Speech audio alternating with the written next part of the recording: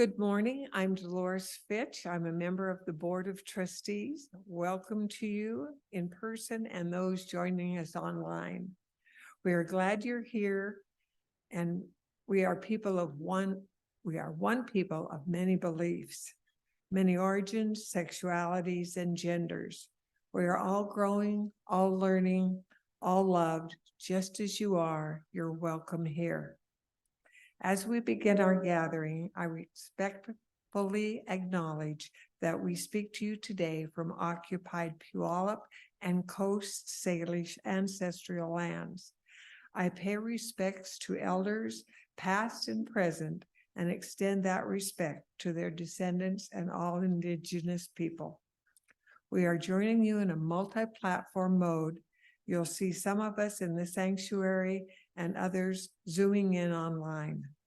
Reverend Crystal is under the weather today and will be joining us online today.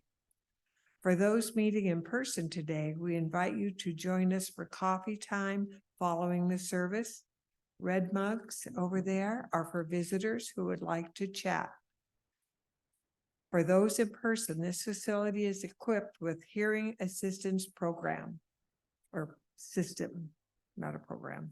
Devices are available on the table in the back of the sanctuary.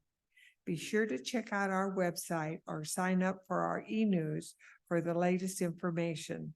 There are many ways to become involved and engaged. Please take a minute to see if any volunteer opportunities call to you. And you can email that in if you want to, or there's a computer in the back in the hallway that you can sign up to have the email sent to you. If you'd like to help, talk to our president, Chrissy Kim, who is also not here today. I think she had a migraine, or other members of the board. Timely announcements are only, we had Pathways on Saturday, 7 new people attended. It was a good time, was had by all. And November 12th will be their welcoming ceremony. That's all I have, unless somebody else has something. I get a gong. And I have to do it hard.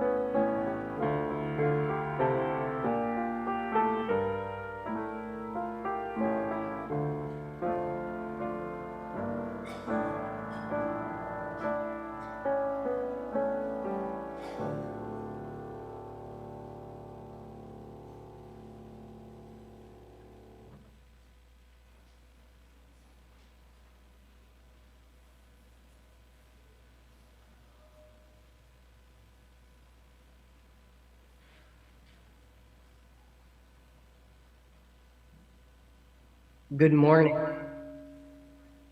I am Reverend Crystal Zerfoss, and I use she, her pronouns.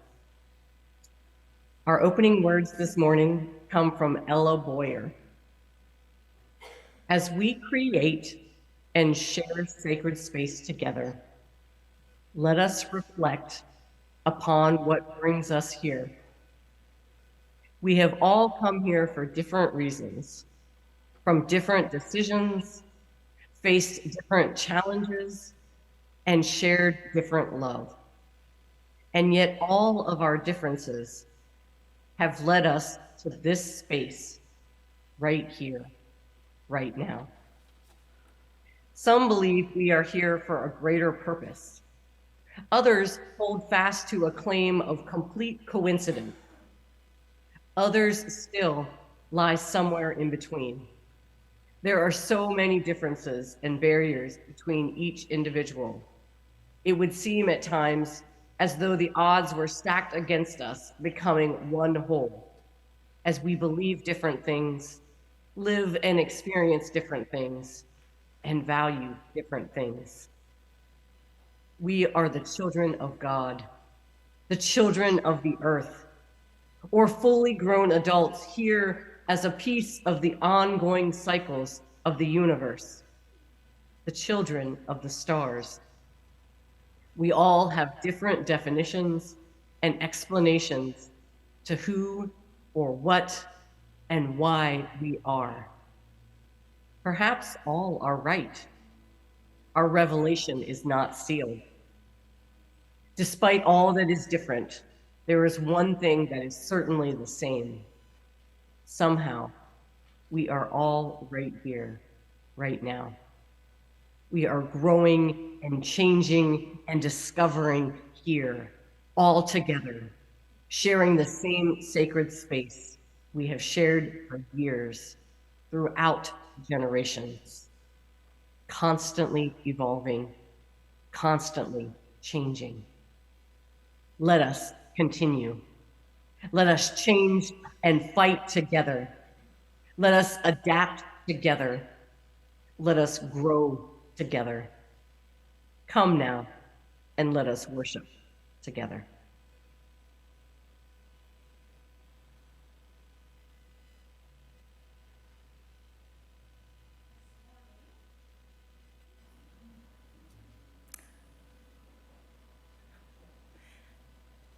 Can you hear me?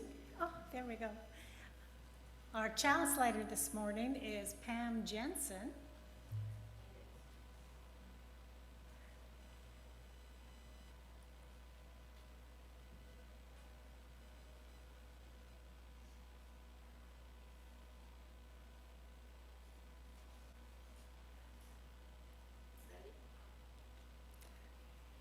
And please join me as we say the words to dedicate, or the chalice lighting words.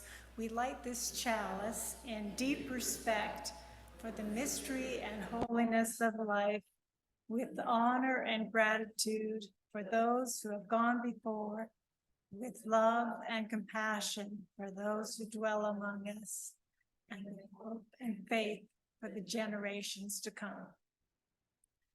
Our opening hymn, all our hymns today are in the teal hymnal. It's 1017, Building a New Way. Please stand as you are able.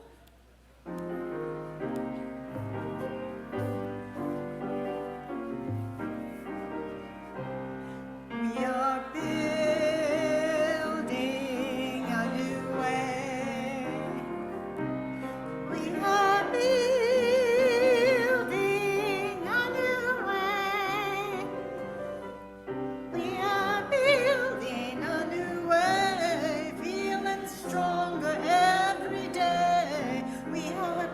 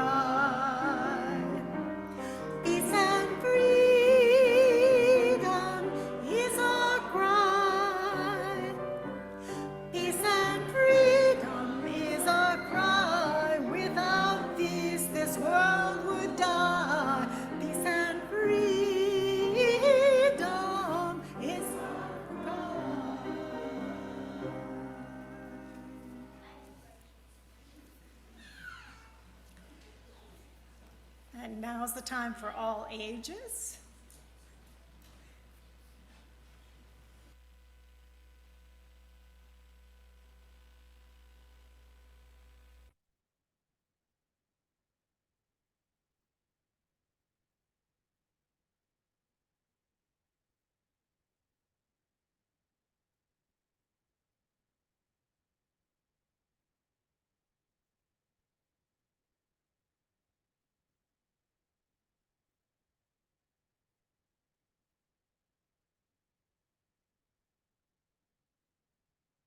There.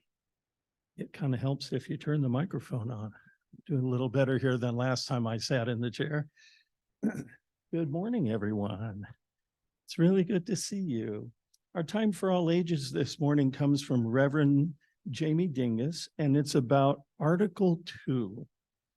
I'm not thinking y'all have read Article 2. And it's a great thing if you want to take a nap, reading that before a nap, but I'll tell you what it is. It's something that's really important to Unitarian Universalists. All of our congregations are members of a bigger group, an association. And we have rules and guidelines that govern that association. All of those congregations pull us together. And that part of those rules talks about UU principles, purposes, and sources.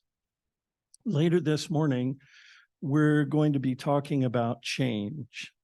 We're going to talk about how important things change over time and how the most important things stay the same, even when everything around them changes. Then we're going to talk about Unitarian Universalism that's changing and how what is most important about our faith is still going to stay the same. A great example of change is technology. You know what technology is, right?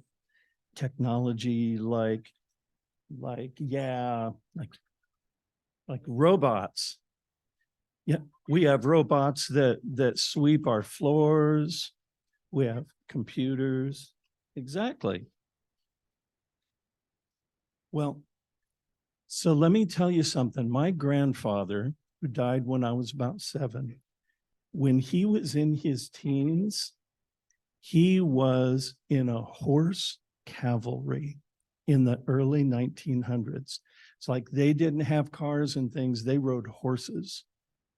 And he saw in his lifetime, he saw the beginnings of radio, cars, airplanes, electronic recording, television, beginning of television.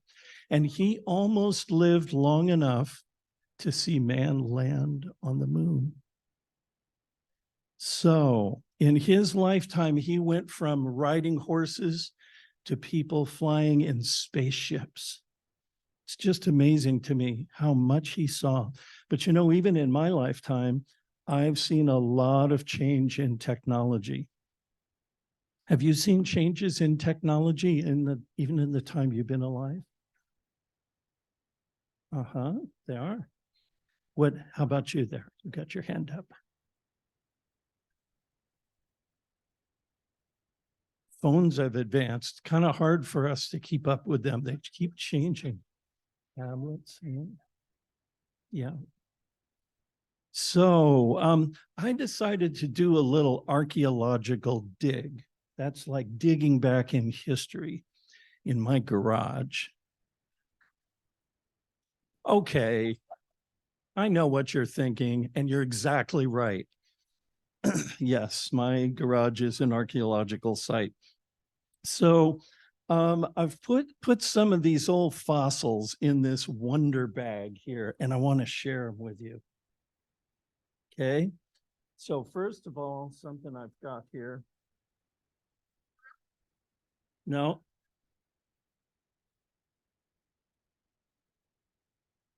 Okay, it's a record, but this is a special record. See how thick that is? This goes to an Edison Victrola from about 1909. and they didn't use electricity. You wound it up. You had to crank it and it played. And that was how you had music in your house before any kind of electric speakers. And that changed to, okay, hope somebody's a Dave Brubeck fan here. Thank you. So this is called a record, but this was designed, look how much thinner it is. It played a lot longer. That first one played for about 4 minutes. This one was much longer. And yeah, about a half hour. So this went on a phonograph that had electricity. Then of course, I've got one. Here's another one. Okay. Then we changed to these. Do you know what this is? Yep, a compact disc, right? And this one plays sound through light. Yep. And we saw those too with movies on DVDs. It is. Okay, now I got a fun one. Where are you? Here, I'm gonna dig deep. There we go.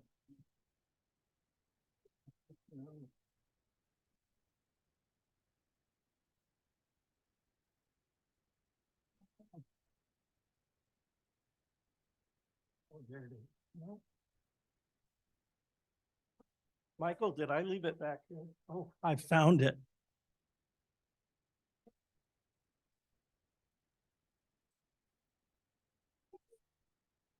Do you see how this flops? We called them floppy disks. This is the real old ones. This went in an early computer. Yep. So we had floppy disks, and then, later on, and some of us like to think this is like a 3D save button. Let's see. And then if you want to hit that slide for me. Got something else to show you. I have one of these, but it's in a storage unit. I couldn't bring it in. I really wanted to bring it in for you. There. You knew what it was. Have you ever used one that you stuck your finger in it and dialed? That one's from about 1948. Yep, that's called an old rotary phone. We had them around through the 1970s. And then, let's see, in the early 2000s, this was one of my first smartphones. It's kind of pretty. I like it. So there was a really, really early one, not even a flip phone. They had ones that didn't have a screen. All you could do was talk on them. In that other phone, it was wired to the wall. And to walk away from it, we had about a 30-foot cord. Remember untangling those. Yeah, but you had to be home for somebody to call you. Yeah. And then I've got something that's very precious in my family. This is a photograph from the middle 1800s. Come on, you're going to open for me.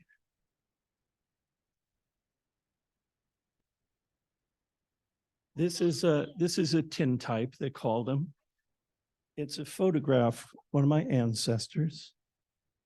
And this was before they printed them on paper. I'm going to hold on to this, okay, because it's real fragile.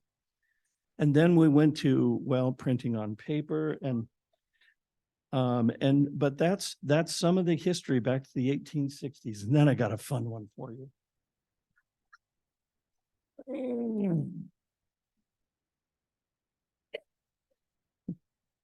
Some of you know this really well, maybe more well than you'd like to know it. Come on here.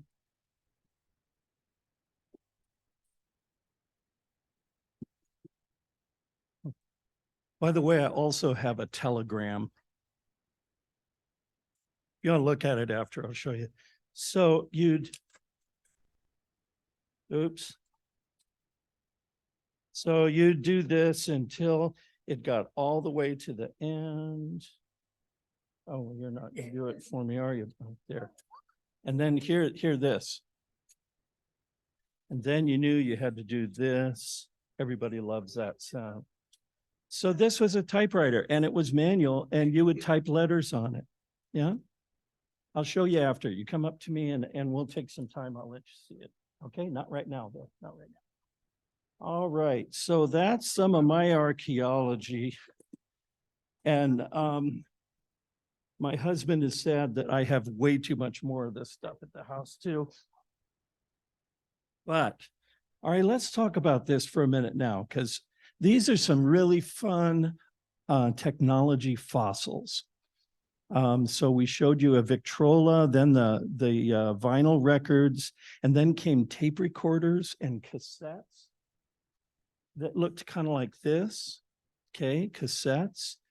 And then we went to CDs in the 1980s. Well, so all this technology changed. Then we had MP3 players. Now we just go on to our computer and listen to Spotify. The type of technology changed, but something important stayed the same. What stayed the same? People wanted to be able to hear music. That stayed the same. First, we had early photographs. I showed you one there, a tintype. Then we had paper photos. We started moving pictures around the beginning of the 1900s. And then that changed to digital photos and movies. We went from VHS tapes, okay, Betamax fans, I'm sure there's some here, to DVDs. And now we just turn on Netflix and watch movies. The type of technology changed, but something important stayed the same. What is it that stayed the same? People wanted to be able to save memories and watch movies. And then I showed you the manual typewriter there. Some of us learned how to type on those. That changed to a computer floppy disk instead of storing something on paper, and then a thumb drive. And then we've got Google Docs that many people hate.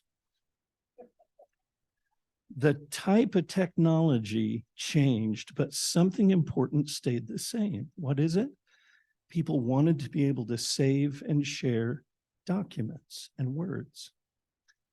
What's most important stays the same, but the way we do it changes a lot. And in Unitarian Universalism, we've been using what we call the 7 principles. The 7 principles, yep. And those principles as our technology of our faith. They started in 1985. It was a long, long time ago. And that's when people made the switch from cassette tapes to CDs. But now a really wonderful team of leaders has come out with a new technology for our faith. That technology has 7 values. And if we could have that slide up, and then I'm going to ask you to take one of these and pass it down, and you can keep that. Start over there. Go ahead. Take one and pass it down.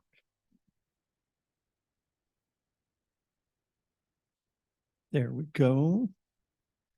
So now with this technology has 7 new values, and they are pluralism, interdependence, equity, and I think it is transformation, justice, and generosity. But right in the center is love. And now it's up to us to figure out how to figure out if this new technology, these new values are going to be the next way that we live our UU faith in the world. There's a lot to think about here. We know that change is hard. It can be uncomfortable. And like any time we learn a new technology, it can take a little while to adjust. But we also know that as long as we commit to move forward together in love, we can change and change again, and what we love most will stay the same. So let's remember that love is always at the center of what we treasure. And so will you read them together with me? Start with interdependence, equity, transformation, pluralism, generosity, justice as our values. And on the back, you can read those with your parents later. Thanks for joining me with the Time for All Ages. And now it's time for us to go to our classes.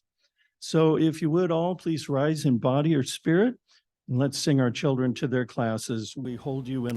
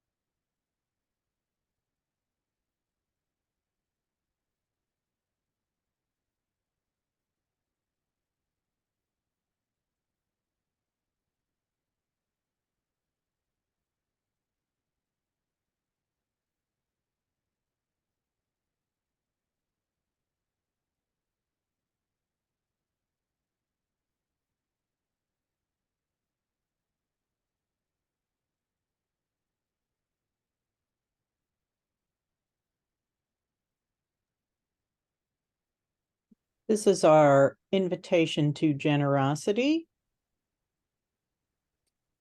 We appreciate all of the donations that you give to TUUC. It helps keep us rolling.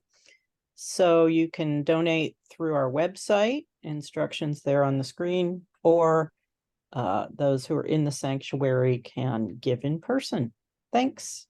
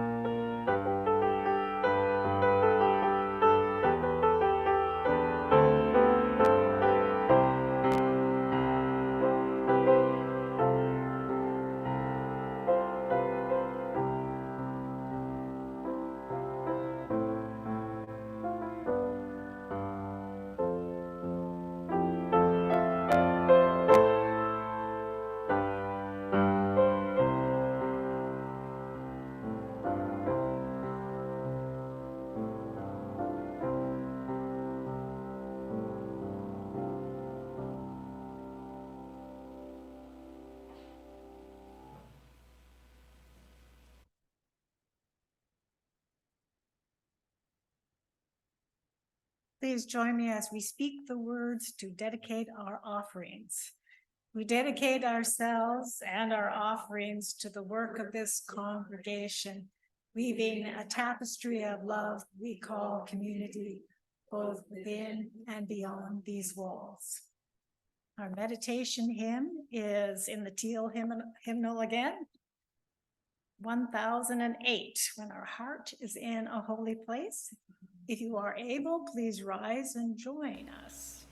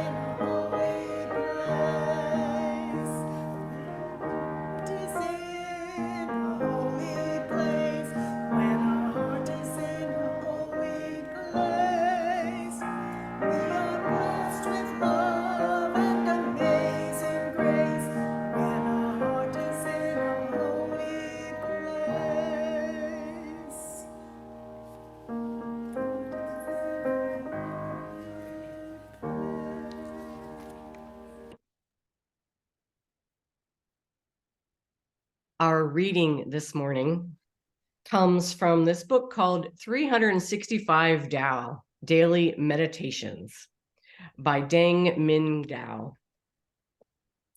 Searching for life in the mechanics of cells and molecules is like trying to appreciate a painting by analyzing the paint.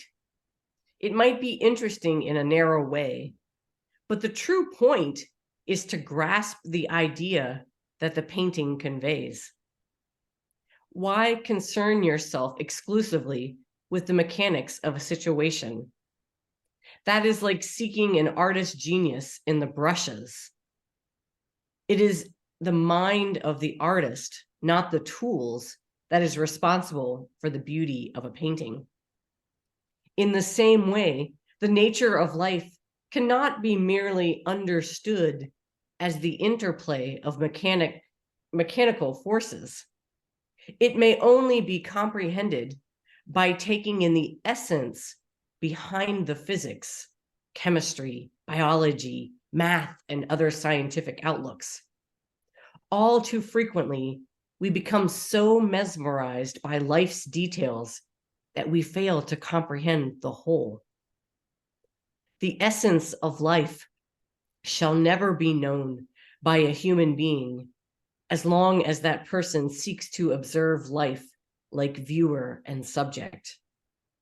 The absolutely essential nature of life can only be comprehended by merging fully with the flow of life, so that one is utterly a part of it.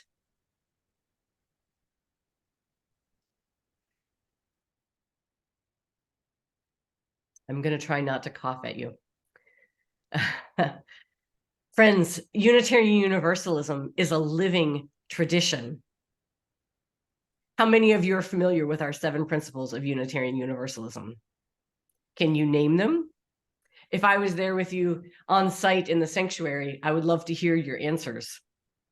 There's the inherent worth and dignity of every person, justice, equity, and compassion in human relations, acceptance of one another and encouragement to spiritual growth, the free and responsible search for truth and meaning, the right of conscience and the use of the democratic process, the goal of world community with peace, liberty, and justice for all, and respect for the interdependent web of life, of all existence, of which we are a part.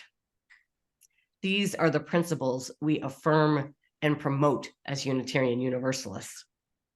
These are the values we teach our children in religious exploration, the principles our teenagers talk about when they articulate their own beliefs in a credo statement during the coming of age ceremony. These 7 principles help us define who we are as UUs and share together in values that matter. I remember when I first visited a UU church and received one of those rainbow bookmarks with the 7 principles and 6 sources printed on it. Are you all familiar with those? When I received my first one, I loved it, in part because of the beautiful rainbow. Yes, I'm one of those queer people who have my love of rainbows built into my DNA. But I also loved it because it was part of my introduction to Unitarian Universalism. I grew up in a religion that has a creed and a particular set of beliefs around which its members center their faith. This idea of a faith where a free and responsible search for truth and meaning is a core principle, where every person has inherent worth and dignity, where justice is listed twice in the span of 7 principles, where there's recognition that we are part of an interdependent web of all existence. That's a faith for me. I was in. I remember reading and rereading that bookmark over and over again, trying to absorb those values. And I imagined being part of a community committed to living them out. At that time in my life as a young adult, I had left the faith of my childhood and was seeking. I was working at Nativity House, a drop-in shelter for folks on the streets here in Tacoma, back when it was still downtown. Some of you may know Nativity House. Nativity House was started by a Roman Catholic priest back in the 70s. And at the time when I worked there, we would have Mass every Sunday. Now, Mass here is a loose term. Many on staff were Christian. None of us were clergy, only a few Roman Catholic. And then there was me. We would each take turns leading worship, Mass, on Sundays. On the Sundays I led worship, I would bring in scripture from various religious texts, invite folks into Taoist meditations, sing Christian hymns and modern pop songs alike. It was a total mix, and it was exactly what spoke to my heart at that time. Finding a faith tradition that held the pluralism that spoke to me was amazing. How many of you know about our 6 sources? Can you name those?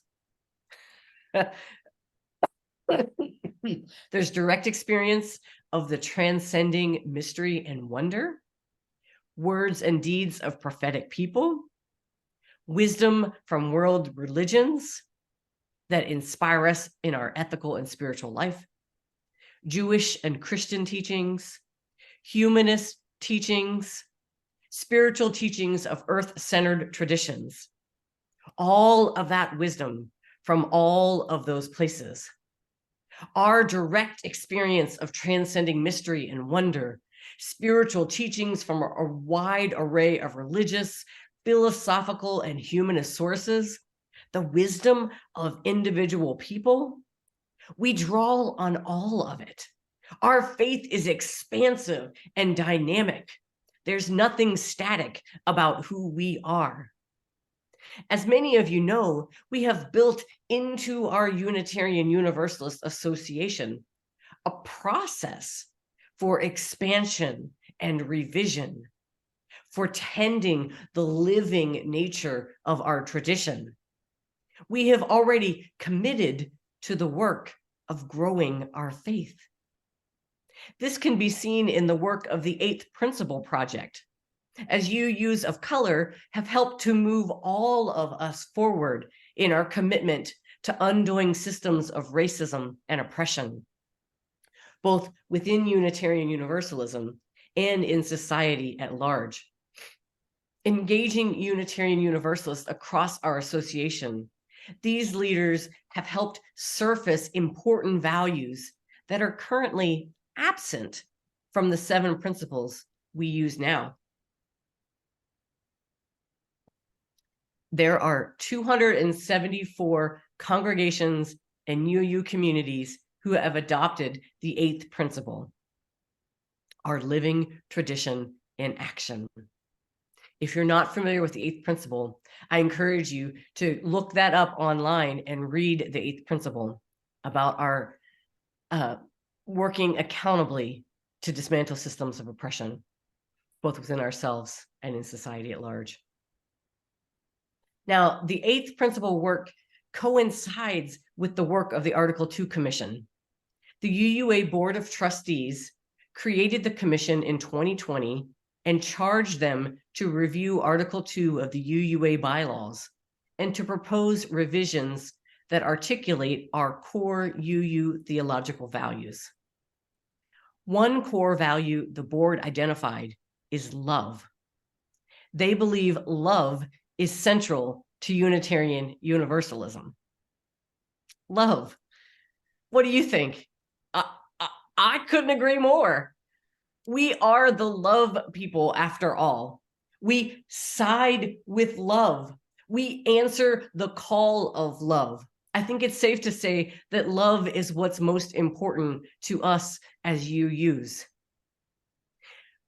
But have you ever noticed that our current principles and sources, these lists of what's most important to us, have you ever noticed that they don't include the word love?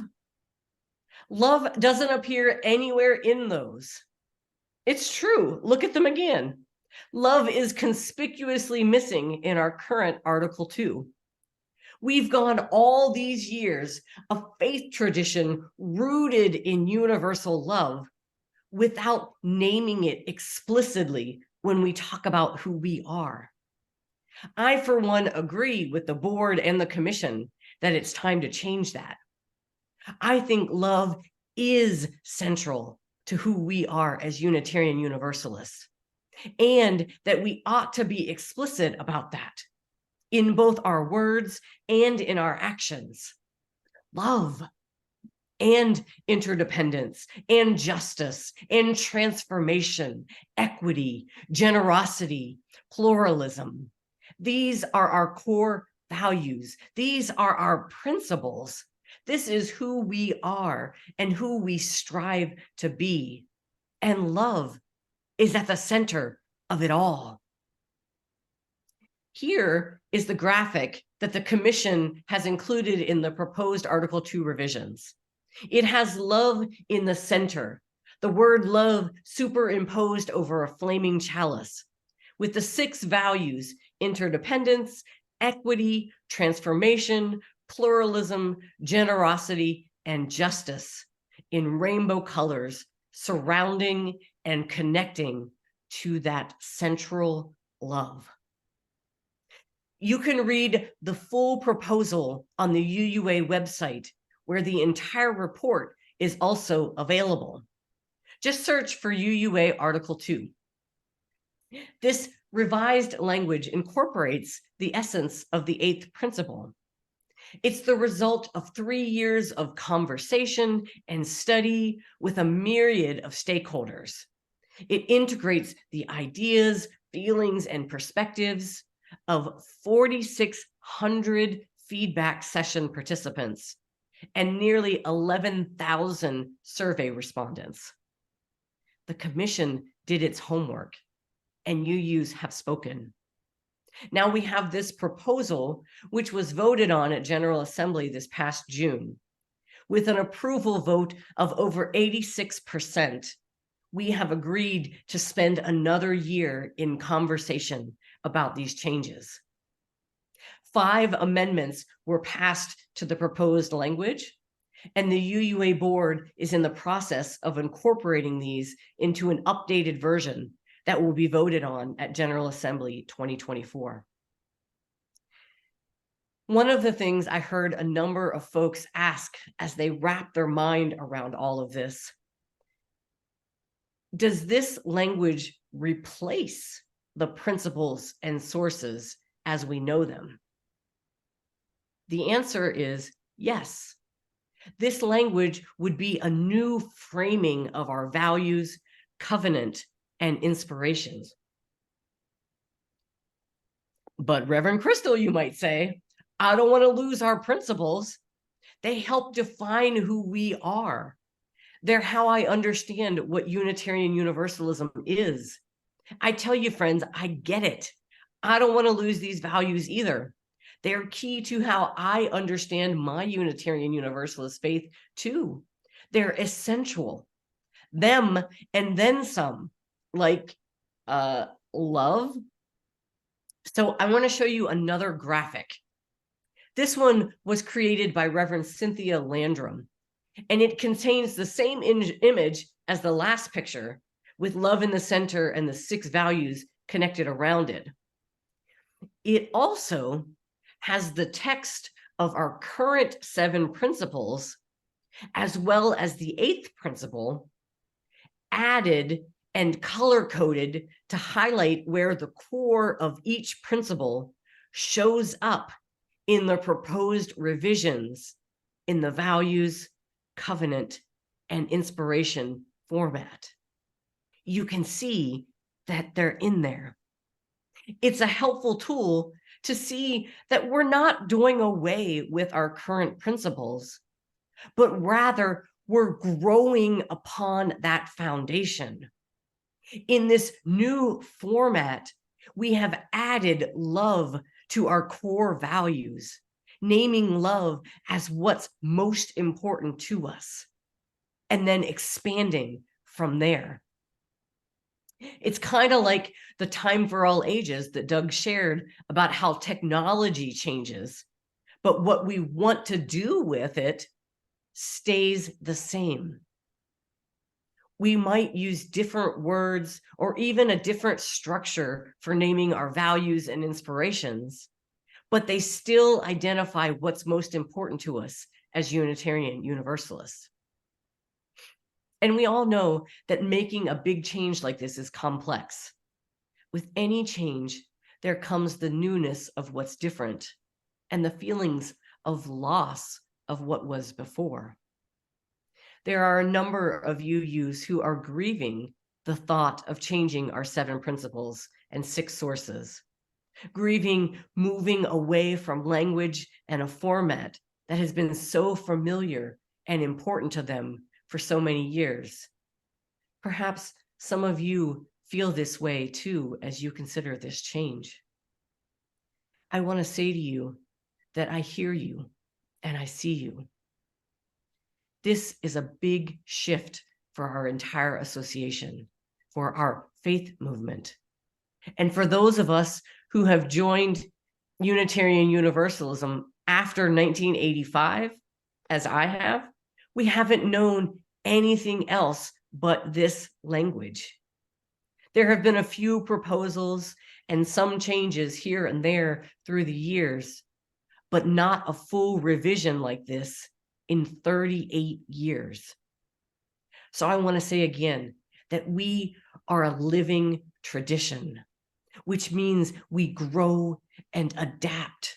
And yes, we change as we move through time and experience. Our faith is not stagnant. We hold no creed. We claim that revelation is not sealed, ever evolving, ever moving, ever deepening. We must do this kind of work because it is who we are to do so. Many of you know that I'm a kayaker. And as I was thinking about this work and thinking about talking to you about this, something struck me. When you kayak, you use a paddle like this one. And I'm here, so I'm not going to show you the whole thing. It has another section to it that attaches. But if you're like me, when I kayak, I feather my paddle. So that means one blade is angled straight up. And then on the other side, the other one is askew. So that helps me move through the wind easier as there's less resistance. It also provides a way for my hands to work well together. You see, when a paddle is feathered, you grip one side tightly with one hand, and the other side you hold loosely so your hand can slip around the shaft as the paddle twists when you turn side to side. So the paddle is held both tightly and loosely at the same time. I think that's how we approach our living tradition. We hold on tightly to the essence of what's most important to us, about our faith. And we hold on loosely. We remain open to and flexible about how we express it, about how we live that out. We adjust and adapt to new information and developments in our collective thinking. We make changes from time to time, and we center ourselves in love. It's not so much the words or the order of the words that we put forward that is the most important part. It's what they mean, what they convey, and then how we live them out, right? Tightly hold what's most important. Loosely hold the way we convey that. Love is central to our faith, and our values are core to who we are. This is the time in our history to move our faith forward. It's our opportunity to create and expand and articulate and thrive. Let us hold firmly to what's most important. Love, interdependence, justice, transformation, equity, generosity, pluralism. And as we hold tightly to these core values, let us move boldly into this new expression of Unitarian Universalism, remembering always that we are part of a living tradition. May it be so, and amen.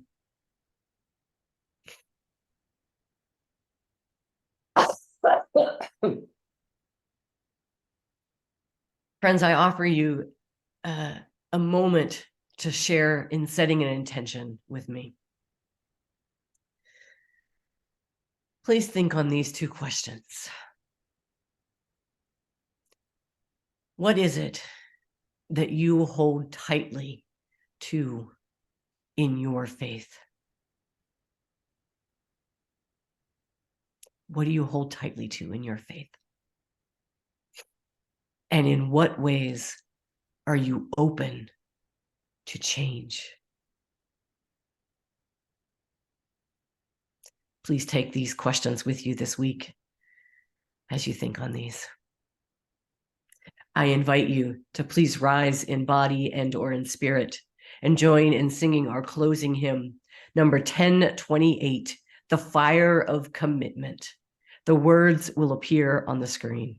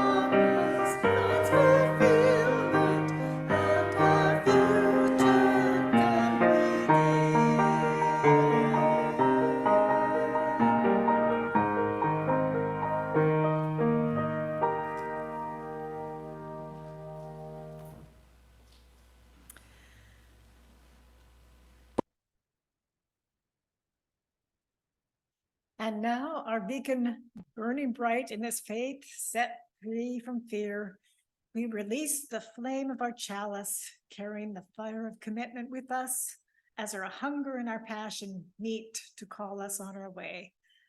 Please join us in releasing the flame of our chalice with these words from Reverend Elizabeth Sell Jones. We extinguish this flame, but not the light of truth, the warmth of community, or the fire of commitment. These we carry in our hearts until we are together again.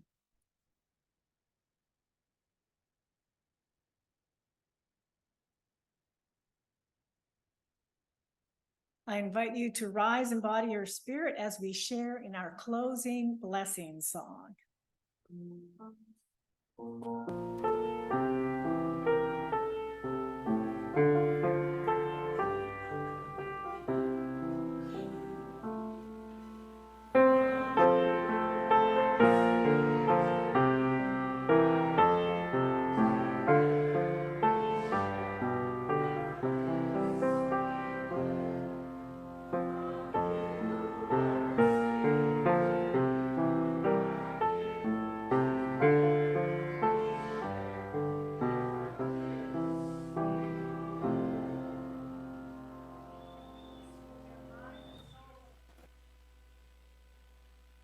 flame that burns within. Manifest love in all you do. Amen and blessed be. Please join us for social hour.